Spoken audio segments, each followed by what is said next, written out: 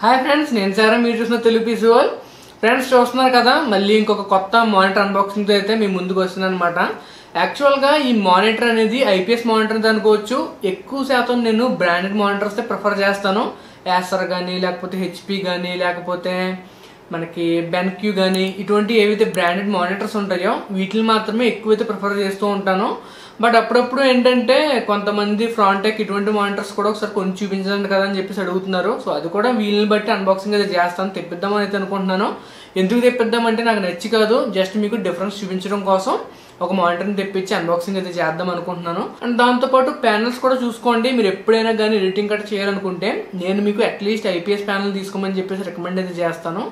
So ఈ వీడియోలో నేను ఒకసారి అన్బాక్సింగ్ చూపించేసి బాక్స్లో ఏమేమి కంటెంట్స్ వస్తున్నాయి అండ్ దాంతోపాటు ఈ మానిటర్కి సంబంధించి ఇన్పుట్ అవుట్పుట్స్ ఏమని ఇవన్నీ కూడా చూపించి ఒకసారి వీడియో క్వాలిటీ చూపిస్తాను, చూడండి. మానిటర్ మీద చూసుకున్నారనుకోండి, మనకి ఎక్కడి నుంచి వచ్చింది, ఎక్కడ మ్యానుఫ్యాక్చరింగ్ జరిగింది, సో ఈ డీటెయిల్స్ అన్ని కూడా మనకి ఇక్కడైతే ఇచ్చారు. మానిటర్ మోడల్ వచ్చేసరికి ఎల్సీడీ మానిటర్ అని చెప్పేసి రాశారు. అండ్ దీని యొక్క ప్రైస్ చూసుకున్నారనుకోండి, ప్రైస్ వచ్చేసరికి 9,499 రూపాయలు అయితే వేశారు. అండ్ దీని యొక్క మ్యానుఫ్యాక్చరింగ్ ఇయర్ ఎప్పుడైతే మనకి ఇంపోర్ట్, మ్యానుఫ్యాక్చరింగ్ కాదు ఇంపోర్ట్ ఇయర్ అయితే రాశారు, మే 2024 అని చెప్పేసి. బేసిక్గా ఇంత పెద్ద పెద్ద బాక్సెస్తో డీల్ చేస్తున్నప్పుడు అన్బాక్సింగ్స్ కూడా చాలా ఇబ్బందిగా అయితే ఉంటుంది. బట్ మీకు చూపించాలి కదా అని చెప్పేసి అన్బాక్సింగ్ అయితే చూపిస్తున్నాను. లెఫ్ట్ సైడ్ చూసుకున్నారు అనుకోండి, లెఫ్ట్ సైడ్ వచ్చేసరికి ఈ మానిటర్కి సంబంధించి కొంచెం స్పెసిఫికేషన్స్ అయితే ఇచ్చారు. అండ్ దాంతో పాటు ఈ మానిటర్ యొక్క బ్రైట్నెస్ ఎంత, కాంట్రాస్ట్ రేషియో ఎంత, వ్యూయింగ్ యాంగిల్స్ ఏంటి, ఇవన్నీ కూడా మనకి లెఫ్ట్ సైడ్ అయితే ప్రొవైడ్ చేశారు. అదే మనం రైట్ సైడ్ చూసుకున్నాం అనుకోండి, రైట్ సైడ్ వచ్చేసరికి ఐపీఎస్ మానిటర్ అని చెప్పి మెన్షన్ చేశారు. దీని యొక్క రిఫ్రెష్ రేట్ వచ్చేసరికి 100 హెర్ట్జ్ అని చెప్పేసి మెన్షన్ చేశారు. ఇది వచ్చేసరికి ఫుల్ హెచ్డి మానిటర్, అంటే 1920x1080 పిక్సెల్స్ ఉంటాయని చెప్తున్నారు. అంతేకాకుండా ఈ మానిటర్ వచ్చేసరికి మనకి ఏఎండీకి సంబంధించిన ఫ్రీ సింక్ ఏదైతే ఉంటుందో దానికి కూడా సపోర్ట్ చేస్తానని చెప్తున్నారు. ఈ అన్బాక్సింగ్ నేను కట్ చేసి ఇవన్నీ చూపించాలంటే చాలా కష్టం. సో నేను ఏం చేస్తానంటే కంప్లీట్గా బాక్స్ ఓపెన్ చేసేసి బాక్స్లో మనకి ఏమేమి కంటెంట్స్ వచ్చినాయో చూపిస్తాను. ఎందుకంటే ఈ బాక్స్ని మనం హ్యాండిల్ చేయడం చాలా కష్టం, చాలా పెద్ద బాక్స్ అనమాట. మనం కనుక చూసుకున్నాం అనుకోండి, ఒక డీసీ అడాప్టర్ అయితే ప్రొవైడ్ చేశారు. ఇది వచ్చేసరికి పవర్ ఇన్పుట్ కోసం అయితే యూజ్ అవుతుంది. 12 volts 2 amps అయితే ఉంది, అంటే మాక్సిమం మనకి 24 watts అయితే ఈ అడాప్టర్ అయితే సప్లై చేస్తుంది అనమాట. సో ఈ అడాప్టర్ నేను పక్కన అయితే పెట్టేస్తాను. అండ్ దాంతోపాటు మనకి స్టాండ్ ఏదైతే ఉంటుందో, స్టాండ్ బేస్ నుంచి కనెక్ట్ చేయడానికి, మానిటర్ కనెక్ట్ చేయడానికి ఇదైతే ప్రొవైడ్ చేశారు. అండ్ దాంతోపాటు మన మానిటర్ ఏదైతే ఉంటుందో మానిటర్కి సంబంధించిన బేస్ని కూడా ప్రొవైడ్ చేశారు.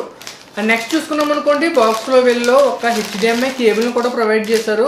కొన్ని కంపెనీస్ మనకి హెచ్డిఎంఐ కేబుల్ని అయితే ప్రొవైడ్ చేయరు. అండ్ దాంతోపాటు బాక్స్లో మనకి ఒక యూజర్ గైడ్ని ప్రొవైడ్ చేశారు. అండ్ వారంటీకి సంబంధించిన డీటెయిల్స్ని కూడా ఒక బుక్లెట్లు అయితే ప్రొవైడ్ చేశారు. సో ఇవన్నీ పక్కన పెట్టేసి ఒకసారి మానిటర్ ఎలా ఉందో చూపిస్తాను, చూడండి. మీరు కనుక నన్ను ప్యాకింగ్ గురించి అడిగారు అనుకోండి, ప్యాకింగ్ విషయంలో అసలు బ్రాండెడ్ మానిటర్స్ అనేవి ప్యాకింగ్ చాలా బాగా అయితే చేస్తారో. అదే మనం చీప్ మానిటర్స్ చూసుకున్నాం అనుకోండి, వాళ్ళు సరిగ్గా ప్యాకింగ్ అయితే చేయరు. బట్ వీళ్ళు చూసుకున్నారనుకోండి, ప్యాకింగ్ అనేది చాలా బాగుంటుంది. అండ్ మానిటర్ చూసుకున్నారనుకోండి, మీకు మానిటర్ చూడడానికి ఎలాగైతే ఉంటుంది.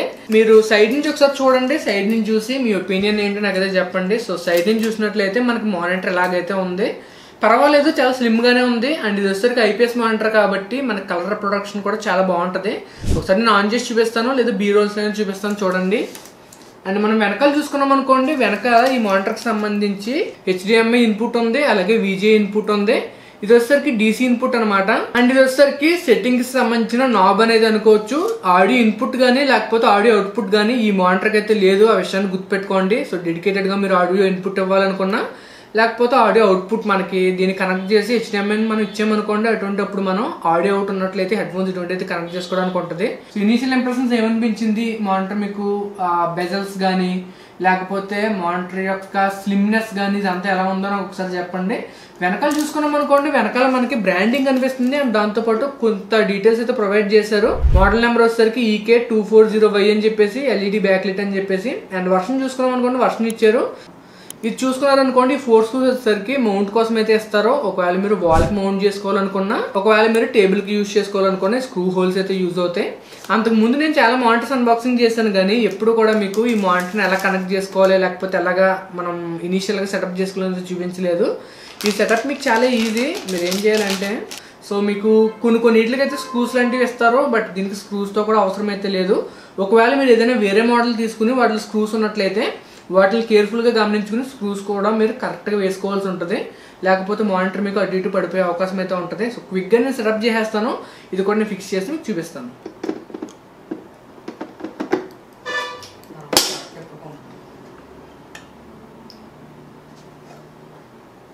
నేను మీకు చెప్పే విషయం ఏంటంటే ఎప్పుడైనా కానీ మీరు ఇలాగ మానిటర్స్తో డీల్ చేస్తున్నప్పుడు సర్ఫేస్ అనేది చాలా జాగ్రత్తగా చూసుకోండి. మీరు కనెక్షన్స్ ఇస్తున్నప్పుడు లేకపోతే సెటప్ చేస్తున్నప్పుడు సర్ఫేస్ అనేది క్లీన్గా లేకపోయినా, లేకపోతే మనకి మెటల్ సంబంధించిన స్క్రాప్స్ ఇటువంటి ఏమైనా ఉన్నాయనుకోండి, అవి మానిటర్ మీద గీతలు అయితే పెట్టేస్తాయి. నేను అందుకే వీళ్ళు ఏదైతే కవర్ ఇచ్చారో ఆ కవర్ మీద ఈ సెటప్ అయితే చేశాను. ఫ్రెండ్స్ చూసారు కదా, మానిటర్ అయితే కనెక్ట్ చేశాను. ఇనీషియల్ ఇంప్రెషన్స్ అయితే మాత్రం అంటే నేను ఆల్రెడీ గేమింగ్ మానిటర్ యూజ్ చేస్తున్నాను కాబట్టి దానికి దీనికి చూసుకున్నట్లయితే అందులో మనకి కలర్స్ అనేవి ఇంకొద్దిగా బాగా అయితే ప్రొడ్యూస్ చేస్తుంది. ఇది చూసుకున్నారు అనుకోండి, ఇది కూడా చాలా బాగా ప్రొడ్యూస్ చేస్తుంది. మీరు ఎప్పుడైనా కానీ VA ప్యానల్తో కంపేర్ చేస్తేనే IPS ప్యానల్ యొక్క డిఫరెన్స్ అయితే తెలుస్తుంది. సో చూస్తున్నారు కదా ఫ్రెండ్స్, యాక్చువల్గా నేను నా వీడియోని ప్లే చేస్తున్నాను. మీకు క్వాలిటీ ఎలా ఉందనేది కింద కామెంట్ సెక్షన్లో అయితే చెప్పండి. నేను ఫుల్ రివ్యూ అయితే పోస్ట్ చేస్తాను. అట్లీస్ట్ ఒక 1 వీక్ కానీ 10 డేస్ కానీ యూజ్ చేసి ఫుల్ రివ్యూ కూడా నేనైతే పోస్ట్ చేస్తాను. అండ్ ఇంకొక విషయం ఏంటంటే ఈ మానిటర్కి ఎటువంటి స్పీకర్స్ అయితే లేవు. సో ఆ విషయాన్ని కూడా గుర్తుపెట్టుకోండి. ఖచ్చితంగా మీరు సెపరేట్ గా స్పీకర్స్ అయితే కొనుక్కోవాల్సి ఉంటుంది. ఈరోజు వీడియో అయితే మీకు నచ్చింది అనుకుంటున్నాను. నచ్చితే లైక్ చేయండి, షేర్ చేయండి, సబ్స్క్రైబ్ చేసుకోండి. నేను Sairam, signing off guys, by.